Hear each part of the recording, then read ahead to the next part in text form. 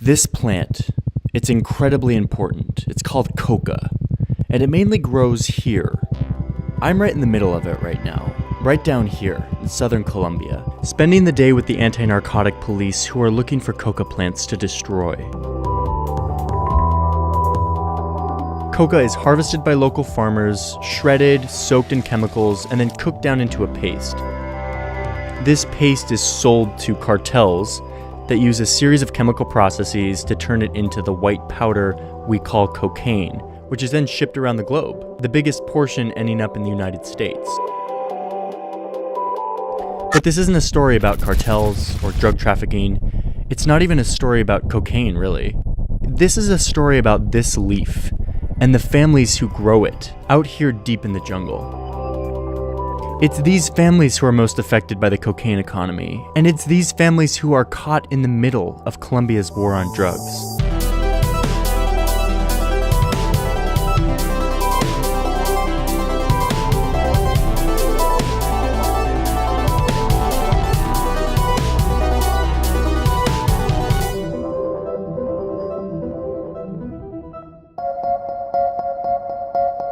It's a Friday evening and I'm at a police base that's right on the cusp of Colombia's vast Amazon rainforest. This is Colombia at some of its most rural, and this region has historically been a top coca producer in the country.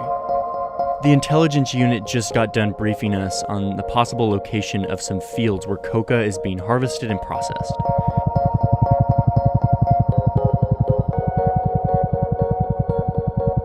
We touch down in a couple of spots, but only find abandoned farms, no coca.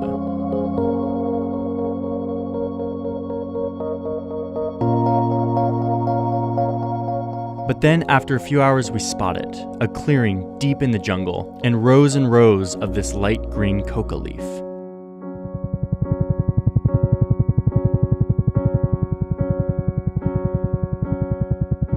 We land at this coca farm and find that it's run by a family. There are kids here, no guns, no resistance. Just beside their house is a shed where they've been shredding the leaves, which are now soaking in chemicals, the step before they get sold off to the cartels. And the police aren't here to arrest them, but rather destroy their operation, around 6 months of work, and very likely this family's only income prospects right now. The troops are clearly aware that they've derailed this family's year. Miren, tenemos 2 hijos. Mi esposo se mata al sol y al agua porque para el sustento para nosotros. ¿Para qué? Para que ustedes vengan a acabar con los pocos que no consiguen, que nos manden ayudas, que nos ayuden, no que nos acaben a todos. Vean, ¿por qué nos vamos para un pueblo? Porque no tenemos estudio. Eso es injusto, dígale a ese gobierno que coma mierda.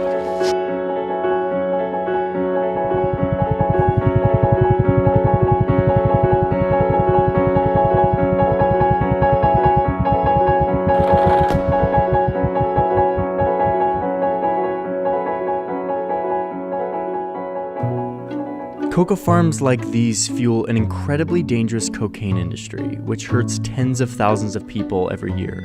So are these coca farmers the bad guys? If not, why are we burning their shed? And if they're farmers, why don't they just grow another crop that isn't illegal, like pineapple or potato? To find this out, I needed to go back into the jungle, but not in helicopters surrounded by police, but on my own.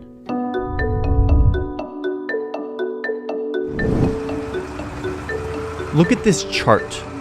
This line shows coca production over time, and look what's happened since 2013. Coca production has hit an all-time high, and the largest portion of the resulting cocaine is ending up in the United States, which is the biggest cocaine market in the world. Far away in Colombia's capital, Bogotá, the government has been trying for decades to curb this problem. Over the years, they've tried 2 main tactics for eradicating coca cultivation. The first entails flying over these fields and blanketing the whole area with this plant-killing chemical, which is the same as the Roundup chemical that you use to kill weeds in your yard. The other strategy is the one that I was a part of, sending out troops to manually destroy the crops by uprooting it or burning the sheds where the harvest is being processed. But there are some major problems with these tactics. First, spraying entire areas with this plant-killing chemical doesn't just affect the coca fields, it affects anything else it touches, killing food crops and the whole rainforest that surrounds these fields, which is some of the most biodiverse forest on Earth. The UN and the World Health Organization also found that these chemicals are potentially a cause of cancer for the residents in these areas. So in 2015, the Colombian government suspended the chemical dumping strategy. So now they're looking for new solutions. And last year they implemented something called the Crop Substitution Program, where the government is going to pay 1 million pesos per month, which is like $327, to any farmer who eradicates their coca crop on their own and starts growing a legal crop like oranges or pineapple or yucca. After a very bumpy ride, I made it to a community that used to be an epicenter for coca production. But last year they signed up for this crop substitution program. All the farmers in the community signed a pact that they would willingly transition to a legal crop. Nosotros aquí apenas estamos empezando como a despertar del tema de la coca a lo lícito, a los proyectos productivos. During my conversations, the farmers kept throwing math problems my way. Que estaban pagando a 3.000, 4.000 por la bolsa. Por la llevada de una bolsita les cobran 3.000 pesos y se vende a 4.000, ¿qué le queda a uno? Y hay que comprar el empaque, más la obra de mano para arrancarla. These farmers live and die by prices. Prices of farm supplies, prices of seeds, prices of transportation, and of course, the price that they can sell their crop for. ¿Dónde está el fertilizante? ¿Dónde está el análisis de suelo? ¿Dónde están los componentes que tiene que aplicarle? Keep in mind that where I am is a place that is almost completely absent of any central government presence. There aren't good roads, security, reliable markets. Teníamos 80.000 plántulas de piña y si vendimos 5.000 piñas fue mucho. El resto se perdieron y nos tocó pagar de nuestro bolsillo el transporte porque no dio ni para el transporte.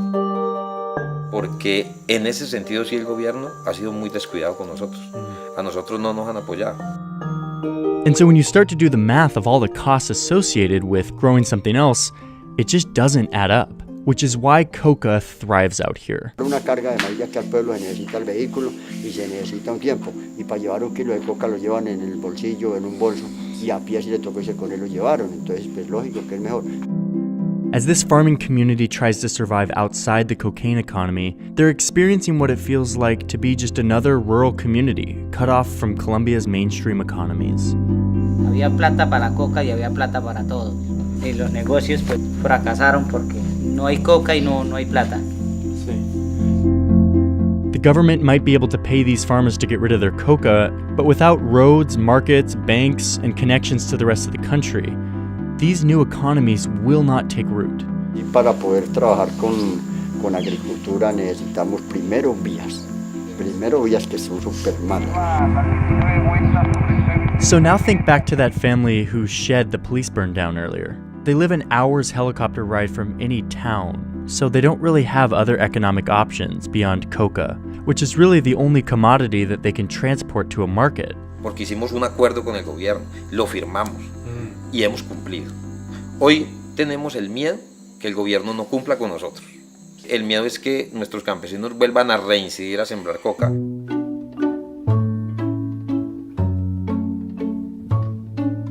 Though I did find one family that represents a success story for the crop substitution program. They mainly grow passion fruit, but they also grow corn, yucca, tomatoes, peppers, and raise animals. Oh, passion fruit juice. Incredible. They switched from coca last year after an entire lifetime of growing it, and it's gone really well for them. La tranquilidad no solamente frente a las autoridades, sino la tranquilidad ante uno mismo. Claro. Y ante sus hijos. Sí. La tranquilidad de la conciencia. But you'll notice that this family has a huge plot of land. Most of these farmers out here don't have that big plot of land, and they don't have the ability to cultivate so many crops to replace their coca. So as of now, all of these solutions continue to be band-aids. Dumping Roundup on these fields, manually eradicating, even the crop substitution.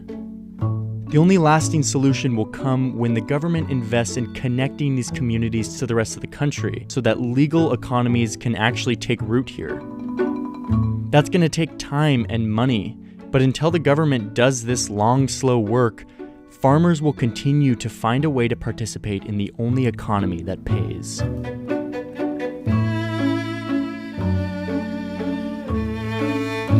All right, that's it. Borders Colombia is over. Thank you for watching. I learned so much about this country reporting these videos, and I hope you did too. Everything from the border up to the hippos, and then learning about this new style of music, and I even got to go eat some fruit in Bogota, which was really fun. Next step for me is I'm gonna start looking into the next locations for Borders, so stay tuned for that. And also, I should tell you that Vox just started a membership program. For $5 a month, you can get access to a bunch of behind the scenes stuff. I did this extended interview with this drummer that I met reporting episode 3 of Borders, and you can see that whole thing if you become a member. So you can go check that out on the YouTube channel, and thanks for watching Borders.